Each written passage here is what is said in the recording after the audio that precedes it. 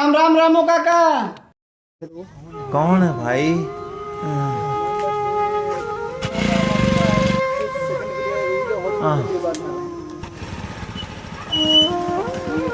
अरे मास्टर साहब राम राम।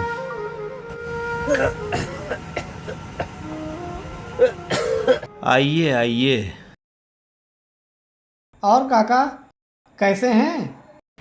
अरे मास्टर साहब सब ठीक है।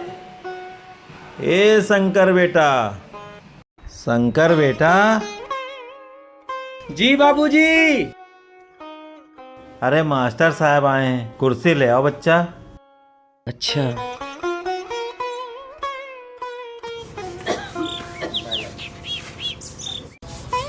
अरे शंकर, हाँ माँ। ये कुर्सी लेके बाहर कहे जा रहे हो? बाबूजी आवाज दिए थे, शायद मास्टर साहब आए हैं। मास्टर साहब? मास्टर साहब क्यों आए हैं? मालूम नहीं। कहीं मुन्ना ने स्कूल में कोई शैतानी तो नहीं कर दी जो उसकी शिकायत लेके आए हों? पता नहीं माँ, अब देखते हैं।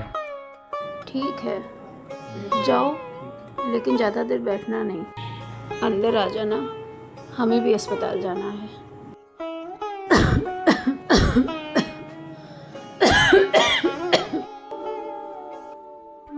नमस्ते मास्टर जी।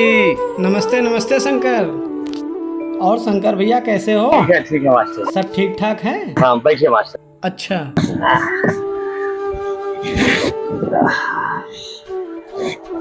बस मास्टर जी, और बढ़िया है? हाँ सब बढ़िया है भैया। बैठिए मास्टर जी थोड़ा सा। अच्छा अच्छा अच्छा। और रामू काका आप ठीक ठाक हैं? अरे कहाँ ठीक है मास्टर साहब, तबीयत 2-3 दिन से गड़बड़ा गए है। यार बुखार आवत रहे, अब जाकर क्या हालत हुई के का करी को समझ नहीं आवत। अच्छा, तो क्या डॉक्टर को दिखाया आपने? अरे डॉक्टर के पास गए रहन, डॉक्टर हमार खून वून जांच कराई, हमार रिपोर्ट में कुछ आवा है, वो पता नहीं क्या बतावत हैं कि तुमको क्या बताइन है,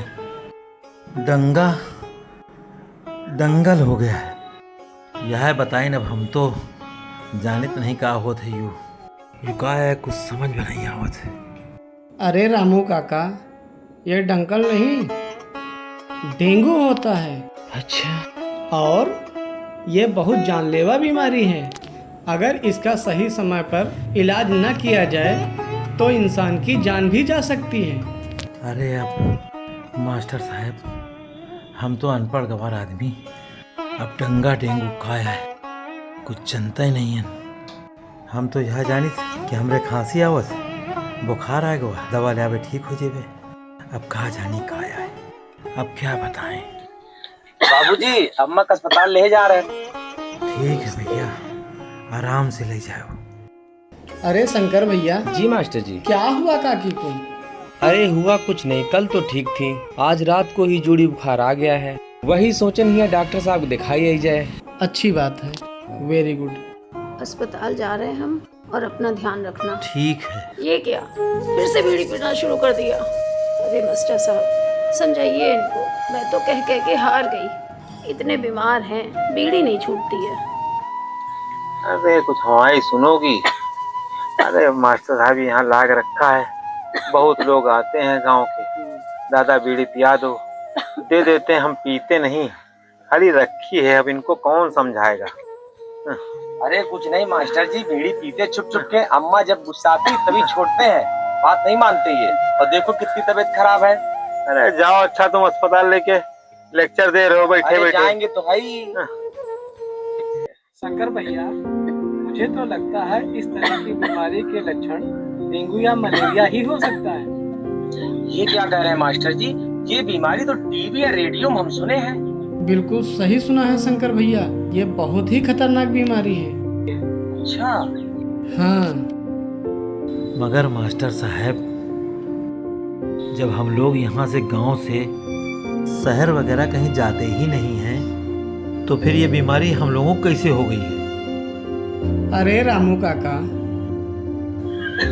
इसकी वजह वो नहीं है जो आपने बताया।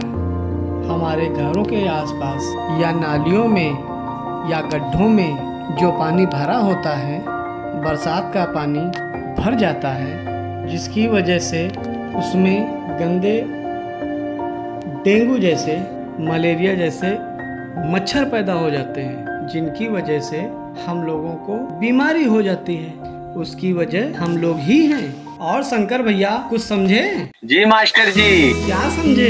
यही कि हमको अपने आसपास साफ सफाई रखनी है। नालियों में गड्ढों में पानी नहीं भरने देना है। वो अगर कुछ भर रहा है तो उसमें दवाइयाँ, कीटनाशक दवाइयाँ डालें हम, ताकि साफ सफाई रहे। हाँ शंकर भैया, बिल्कुल ठीक समझे। जी मास्टर जी। और रामू काका आप भी।